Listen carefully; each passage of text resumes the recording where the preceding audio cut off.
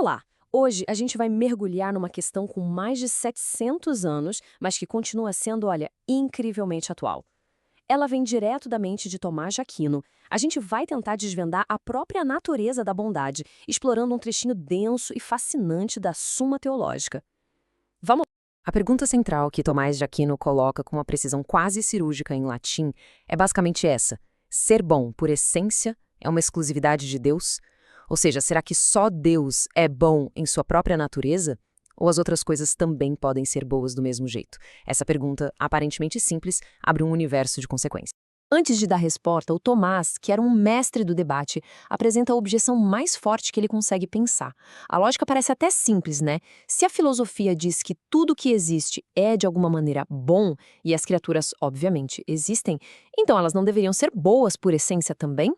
Só que se a gente segue essa linha de raciocínio, a gente chega numa conclusão bem problemática. Toda criatura seria, de certa forma, Deus. Mas aí vem o contraponto, o famoso sede contra. O Tomás ancora a posição dele numa autoridade que para ele é inquestionável, a Escritura. A frase de Cristo no Evangelho de Mateus, "Ninguém é bom senão só Deus", funciona como ponto de partida. A fé diz que existe essa diferença radical. O trabalho da razão agora é explicar como isso é possível.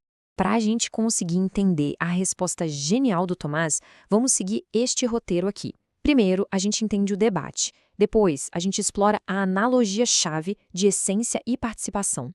Em seguida, vamos ver os 3 argumentos principais dele. Aí, as implicações disso tudo, como o perigo da idolatria, e por fim, a gente fecha falando da glória e da fonte de toda a bondade. Então, a gente está entrando de cabeça no método escolástico. Essa estrutura de objeção, contra-argumento e resposta não é só um estilo, sabe? É uma verdadeira máquina de pensar, feita para testar uma ideia contra as críticas mais duras antes de provar o ponto. É um diálogo super rigoroso entre a fé e a razão. Para desatar esse nó filosófico, o Tomás de Aquino usa uma analogia brilhante que ilumina todo o pensamento dele. A diferença entre ser algo por essência e ser algo por participação é a chave de ouro para entender tudo que vem a seguir. Agora, olha que genial a simplicidade dessa analogia. Pensa numa fogueira. O fogo é quente por natureza, pela essência dele. Ele não precisa que alguém o esquente. Ele é calor. Agora, olha para o pedaço de ferro que foi colocado no fogo. Ele está quente, mas não por si mesmo. Ele só participa do calor que recebeu da fogueira. Se você tirar o fogo, o ferro esfria, simples assim. E é exatamente aí que está o pulo do gato do Tomás. A bondade das criaturas, seja a beleza de uma flor, a coragem de uma pessoa, é como o calor no ferro. É uma bondade real, claro, mas não é dela por natureza. É uma bondade recebida, participada, que vem de uma fonte externa. O calor não faz parte da essência do ferro. A bondade não faz parte da essência da criatura. Com essa analogia bem clara na nossa cabeça, vamos para o coração da análise.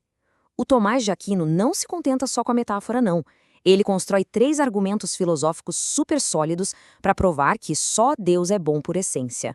O primeiro argumento é talvez o mais profundo de todos. Em qualquer criatura, existe uma diferença entre o que ela é, sua essência, e o fato de que ela existe. A minha humanidade, por exemplo, não garante que eu vá existir. A minha existência é como se fosse um extra. Mas em Deus não tem extra. A própria essência dele é o ato de existir. Ele é o próprio ser. E como a bondade vem do ser, a conclusão é que só em Deus a bondade é a sua própria essência. O segundo argumento fala sobre composição. Uma criatura, para ser perfeitamente boa, precisa de um monte de coisas adicionadas a ela. Sabedoria, justiça, coragem. A nossa bondade é composta, é um quebra-cabeça de várias peças. Já Deus, não. Ele é absolutamente simples. Nele, ser bom, ser sábio e ser justo são uma coisa só, um ato único e puro. Não tem partes para adicionar. O terceiro argumento tem a ver com propósito, com finalidade. A bondade de qualquer criatura é medida pela sua capacidade de atingir um fim. Uma flecha é boa quando acerta o alvo. Nós somos bons quando estamos indo em direção à nossa perfeição. A gente está sempre a caminho. Mas Deus não está a caminho de fim nenhum.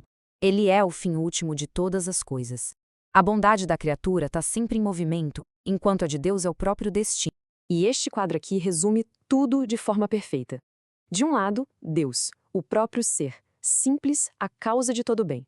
Do outro, a criatura, tem seu ser por participação, é composta e sua bondade é causada. Tem um jeito, um tipo e uma ordem específicos.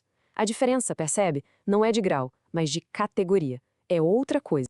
Entender essa distinção toda não é só um exercício intelectual, não. Isso tem implicações muito profundas e bem práticas para a vida e nos protege de um erro fundamental que o Tomás vai chamar de idolatria.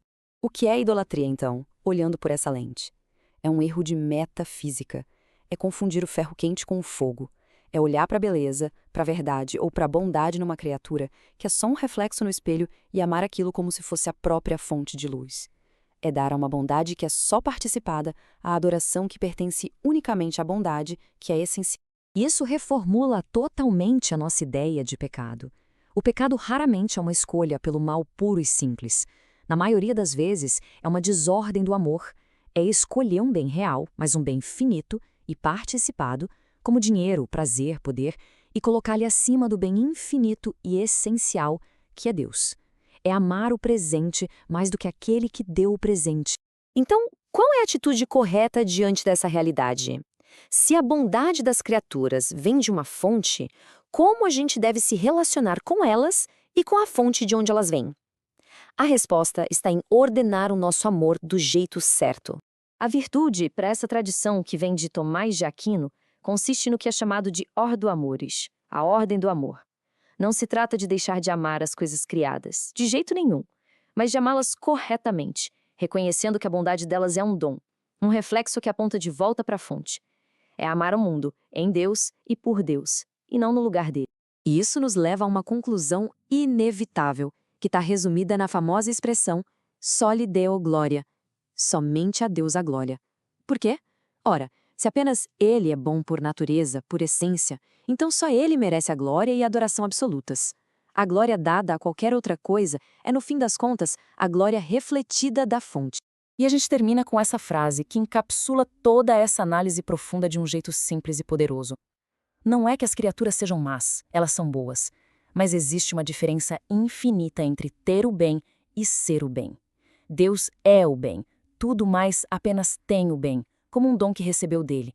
E é nessa distinção que mora a chave para entender a relação entre o Criador e tudo o que existe.